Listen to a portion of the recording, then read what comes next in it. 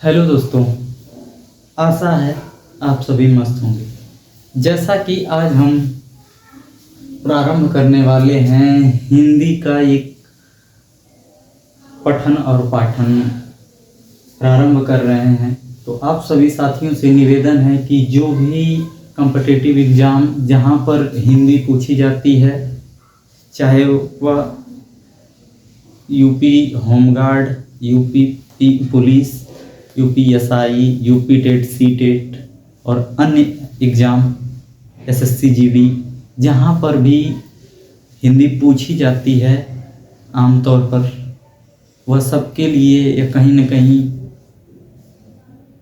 मददगार साबित होगी। और हम इसी उम्मीद से हिंदी की इस क्लास को प्रारंभ कर रहे हैं यूट्यूब पे बिल्कुल निःशुल्क, कि कोई भी मध्यम वर्ग या फिर बिल्कुल गरीब से गरीब बच्चा साथी जुड़े हमसे और हम एक मुहिम प्रारंभ करें सभी विषय के अलग अलग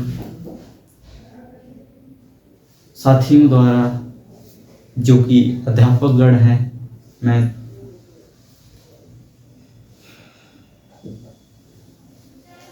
प्रारंभ करने वाला हूं, तो आप सभी का अगर प्यार दुलार इसी तरह बना रहा तो हम आगे भी प्रारंभ करेंगे। जैसा कि आज हम इस वीडियो में हिंदी पढ़ने वाले हैं, हिंदी का वर्णमाला से हम प्रारंभ कर रहे हैं, क्योंकि कभी भी स्टार्ट करने के लिए बेसिक से स्टार्ट करते हैं हम। तो हिंदी स्टार्ट ही, हिंदी का इकाई ही वर्णमाला है। सबसे पहले वर्ड से अक्षर और अक्षर से बाकी वाक्य से वाक्यांश बनते चले जाते हैं। तो हम प्रारंभ करने के लिए हम सबसे पहले बेसिक से स्टार्ट कर रहे हैं और पहला चैप्टर हमारा वर्णमाला होने वाला है। तो आइए दोस्तों, हम इस वीडियो में, इस क्लास में देखते हैं वर्णमाला। जी हाँ, वर्णमाला क्या है?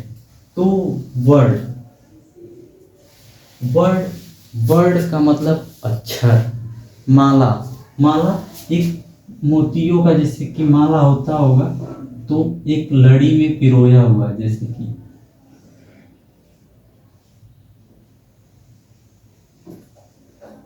तमाम सारे, जैसे हमने मोतियों का माला, मोती का माला हमने सुना है, तो उसमें तमाम मोतियों से मिलकर एक कड़ी में पिरोया होता है, एक दूसरे से जुड़े रहते हैं, और जब तमाम मोतियों से मिलकर एक माला बनता है, वैसे हम मोतियों का माला कहते हैं। उसी प्रकार हम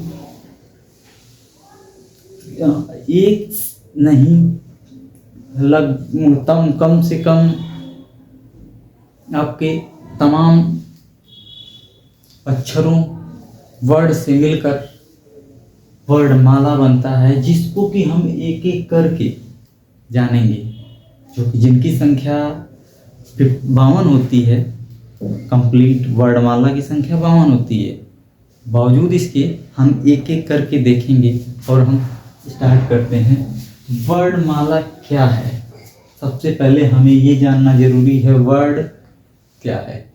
वर्ड शब्द की वह छोटी इकाई जिसका कोई खंडन न किया जा सके, जिसका कोई और भाग न किया जा सके। खंडन का मतलब उसके भाग। वर्ड वह छोटा से छोटा वर्ड है, वर्ड से छोटा हम नहीं कर सकते। जैसे कि वर्ड से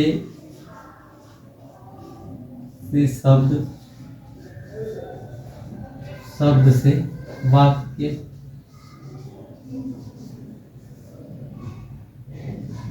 वाक्य से वाक्यांश बनते हैं।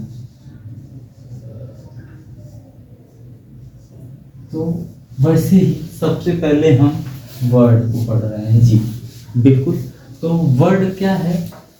वर्ड वह छोटी से छोटी इकाई जिसका हम खंडन ना कर सके, उसे वर्ड कहते हैं। जी सीधे और समान और शॉर्ट नोट बनाने की ज़रूरत है, काफ़ी लेंदी, ये नहीं कि शब्द की वह छोटी से छोटी इकाई जिसका हम खंडन ना कर सके। तो केवल और केवल बहुत थोड़े में, हमें ज़्यादा बहुत बड़ा नोट्स नहीं बनाना है, बेसिक और एक उतना ही नोट्स बनाना है जितने में कि हम रिवाइज करें तो हम जल्दी से समझ पाए। और आप देखेंगे तो इस नोट्स को हम ऐसे बना सकते हैं कि शब्द की वह छोटी से छोटी इकाई जिसका खंडन न किया जा सके उसे हम वर्ड कहते हैं। तो हमें तो पता है कि वर्ड कहते हैं, किसे वर्ड कहते हैं? जिसका हम खंडन न कर सके, वह शब्द जिसका हम खंडन न कर सके उसे हम वर्ड कहते हैं। जी बिल्कुल। तो अब आपको ये क्लियर हो गया होगा, मैं उम्मीद करता हूँ। वैसे ही अब आ जाते हैं संख्या। तो वर्डों की संख्या कितनी होती है? टोटल 52। जी हाँ, वर्डों की संख्या टोटल कितनी होती है? 52। जैसा कि बस हमें ऐसे ही नोट्स बनाते चलना है जैसा कि हम बता रहे हैं आपको। बिल्कुल। वर्ड के भेद, वर्ड के प्रकार, वर्ड के कितने प्रकार होते हैं? वर्ड के 2 प्रकार होते हैं। कौन कौन? स्वर और व्यंजन। जी हाँ, स्वर और व्यंजन। तो अब हम सबसे पहले 2 प्रकार होते हैं, तो सबसे पहले हम स्वर को देख लेते हैं। स्वर के कितने भाग होते हैं, स्वर की संख्या कितनी होती है, एक बार इसको हम कंप्लीट देख लेते हैं, उसके बाद हम देखेंगे व्यंजन। तो व्यंजन को अभी हम कुछ देर के लिए छोड़ते हैं, सबसे पहले हम स्वर को कंप्लीट करेंगे। जी हाँ बिल्कुल। तो अब हम आ जाते हैं स्वर पे। जैसा कि स्वर का परिभाषा होता है, स्वतंत्र रूप से बोली जाने वाली ध्वनि को स्वर कहते हैं। जी हाँ, जिसको हम स्वतंत्र रूप से बोल पाते हैं उसको हम स्वर कहते हैं। जी हाँ, स्वतंत्र रूप से बोली जाने वाली ध्वनि को स्वर कहते हैं। बिल्कुल। स्वर के कितने संख्या होती है? तो ऐसे तो टोटल स्वर 13 होते हैं, परंतु उसमें एक अनुस्वार और एक विसर्ग होते हैं। उनको अगर हम छोड़ देते हैं तो इसकी संख्या टोटल 11 होती है। इसकी स्वर की संख्या 11 होती है। ऐसे तो हम 13 पढ़ते आए होंगे, परंतु उसमें एक अनुस्वार और एक विसर्ग होते हैं। तो एक अनुस्वार और एक विसर्ग को छोड़ देते हैं तो स्वरों की संख्या 11 हो जाएगी। जी हाँ, तो स्वरों की संख्या कितनी होती है? तो आज से आप साथी से अगर कोई पूछता है तो स्वरों की संख्या कितनी हो जाएगी? 11। तो इसको याद कर लेना है, स्वरों की संख्या 11। जी हाँ। वैसे ही स्वरों के भेद, स्वरों के कितने प्रकार होते हैं? जी, तो स्वरों के 3 प्रकार होते हैं। स्वर के 3 प्रकार होते हैं। कौन कौन से? ह्रस्व स्वर, दीर्घ स्वर और प्लुत स्वर। कौन कौन से? ह्रस्व, दीर्घ और प्लुत। कैसे याद करेंगे हम इसे? स्वर के कितने प्रकार होते हैं? 3 प्रकार होते हैं। स्वर के कितने प्रकार? 3 प्रकार। कौन कौन से? ह्रस्व, छोटा, बिल्कुल छोटा, छोटा से फिर अगला उससे बड़ा होगा, प्लुत सबसे बड़ा होता है। जी हाँ, ऐसे ही आगे भी आपको देखने को भी मिलेगा कि ह्रस्व सबसे छोटा, दीर्घ उससे बड़ा और प्लुत उससे भी बड़ा होता है। ये टाइम के आधार पर निर्धारित होते हैं। किसको बोलने में कितना समय लग रहा है उस हिसाब से छोटा और बड़ा मैं कह रहा हूँ। और आपको भी ये याद रखना है कि ये छोटे बड़े होते किस आधार पे हैं? तो समय। जैसे कि मैं किसी को बोलने में कितना समय लग रहा है हमारा, उस हिसाब से हम उसको छोटा और बड़ा कह रहे हैं। जी, ह्रस्व स्वर पहला हमारा है ह्रस्व स्वर। जिन स्वरों को बोलने में कम समय लगे, किसके मुकाबले कम समय लगे, किसके मुकाबले ह्रस्व और प्लुत। ह्रस्व को बोलना है हमें किसके मुकाबले, दीर्घ और प्लुत के मुकाबले। जब दीर्घ और प्लुत से भी कम समय लगे जिनको बोलने में, उसको ह्रस्व स्वर कहते हैं। ह्रस्व स्वर किसको कहते हैं, जिनको बोलने में सबसे कम समय लगे। जी हाँ, सबसे कम समय। तो कैसे पता चलेगा कम समय कहाँ, किसके मुकाबले सबसे कम समय, तो सबसे कम समय दीर्घ और प्लुत के मुकाबले। जी हाँ, ऐसे ही अब एक एक से रिलेट करके अगर आप याद करते जाएंगे तो बिल्कुल ही आसानी से याद कर पाएंगे और आपकी तनिक भी समस्या नहीं रहेगी। और क्लास के ख़त्म होने के बाद एक बार दो बार आप रिवीजन करिएगा तो बहुत ही आसानी से समझ पाएंगे। तो बिल्कुल सबसे कम समय लगे, जैसे कि आप बोल के देखिए, अ कितने कम समय में, ई कितने कम समय में, उ बहुत ही कम समय में, उ और री कौन कौन से हैं ह्रस्व स्वर, कौन कौन से हैं, अ, ई, उ, री। कि इनकी संख्या कितनी है, 4 है। और इन्हें हम मूल स्वर भी कहते हैं। जी हाँ, इन्हीं के मदद से, इन्हीं की सहायता से हम अगले जितने भी स्वर होते हैं उनको भी हम बनाते हैं, इसी से मिलके बनते हैं, बनाते नहीं मिलके बनते हैं, जो कि अभी देखने को मिलेगा आपको इस क्लासेस में। जैसे ही ये क्लासेस आगे आएंगी वैसे ही इनको ये जरूर याद रखिएगा कि कभी कभी ये जो मैं लिख दे रहा हूँ देखने में आपको शॉर्ट लग रहा होगा, बट आपको यह भलीभांति ध्यान देना है कि ये है एक क्वेश्चन यहाँ से भी बनता है।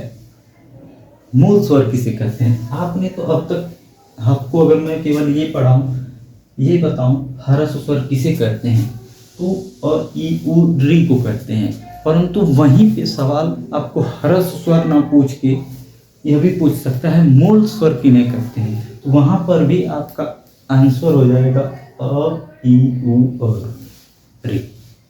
जी हाँ, तो आपको बिल्कुल एग्जाम के पॉइंट ऑफ व्यू से पढ़ते चलना है, ताकि एग्जाम में अगर यह क्वेश्चन आता है तो किसी भी प्रकार से घुमा के पूछे, हम उसको फोड़ के आएंगे।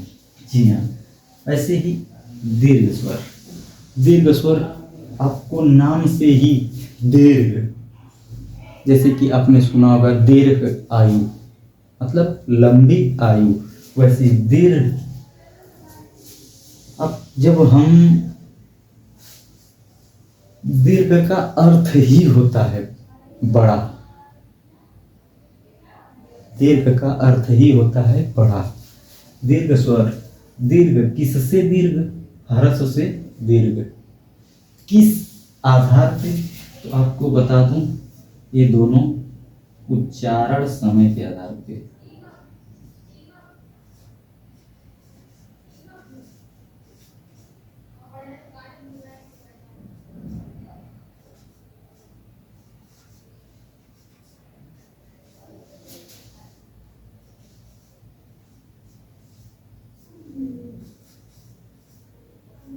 उच्चारण में लगे समय के आधार पर।